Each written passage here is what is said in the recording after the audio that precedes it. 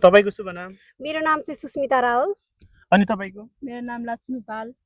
अनि तपाई जापान आएको कति भयो? म जापान आएको 2 हप्ता जति भयो भनौँ। तपाई? सेम हो, 2 हप्तै भयो हाम्रो। तपाईहरु आएको 2 हप्ता भयो। हजुर। अनि गएकोको नाम भन्न मिल्छ? गएको नेपालको गएकोको नाम चाहिँ प्यासन हो। अनि जापानको गएकोको नाम अहिले पढिरहेको? जापान हामी क्युरिचु। दुईटै एउटै गएकोको हो? हजुर दुईटै हो। अनि यहाँ गएकोको रुममा होस्टेलमा बस्नुहुन्छ कि आफ्नै रुम लगेर बस्नु भएको?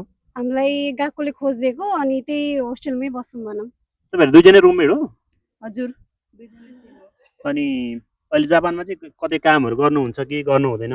नाइ त्यस्तो त अहिले केही पनि गरिरहेको छैनौँ। ब्याङ्क अकाउन्टहरू बनाइरहेछौँ। अब भएपछि चाहिँ अब त्यसपछि खोज्ने प्रोसेस हो। अब खोज्ने प्रोसेसमा। अनि पछि गएकोले चाहिँ काम लगाइदिन्छु केही भनेको छैन अहिलेसम्म? नाइ अहिलेसम्म त केही पनि भनेको छैन गएकोले काम लगाइदिन्छु भनेर। बट अब हामीले आफैले खोज्नुपर्छ जस्तो लागेको छ। किनकि त्यो यस्तो चालमाल बुझ्दाखेरि चाहिँ लगाइदिन जस्तो लाग्यो।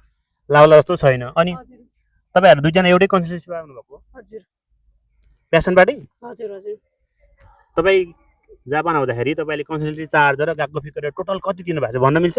हाम्रो टोटल चाहिँ कति 16 लाख जति चाहिँ पुग्यो होला। 16 लाख जति पुग्यो। तपाईको नि सेम हो कि? सेम हो। सेम है। हजुर। अनि तपाईले देख्नु भएको जापान र अहिले भोगिरहेको जापानमा के फरक छ?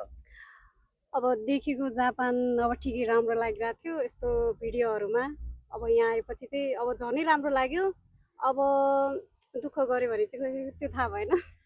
अनि अब इट्स ओके। अब जाँदै अब नेपालबाट नयाँ आउने विद्यार्थीहरूलाई के सन्देश दिन चाहनुहुन्छ? तपाईहरु पनि भाषाहरू पढेर आउनुस् अनि राम्रै भइहाल्छ होला। अब अहिलेसम्म हामीले त अलि पढेर आएको थियौँ। जे होस् यताउता बुझिन्छ, अलिअलि भए पनि बुझिन्छ। पछि तपाईहरु पनि पढेर आउनुस् अनि बुझिहालिन्छ अनि दुःख गर्नुपर्छ त्यही हो। त्यही भन्न चाहन्छु। अनि जाँदै अब तपाईले चाहिँ नेपालबाट अब यहाँ नियनको गएको आउँदै गरेको विद्यार्थी भाइ बहिनीहरूलाई के सन्देश दिन चाहनुहुन्छ? ठिक हो, तपाईहरु राम्ररी पढ्नु नेपालमा अनि आउनु, राम्ररी बुकहरु सबै उयो गर्नु, भाषाहरु त्यो उयो गर्नु अनि आउनु अनि छिटै सबै थोक हुन्छ। अनि पछि तपाईहरु कतै कामको इन्टरभ्यु जानु भएको छ छैन? अनि भाषाको चाहिँ कतिको समस्या हुन्छ जस्तो लाग्छ? इन्टरभ्यु अहिलेसम्म चाहिँ हामी गएको छैनौँ।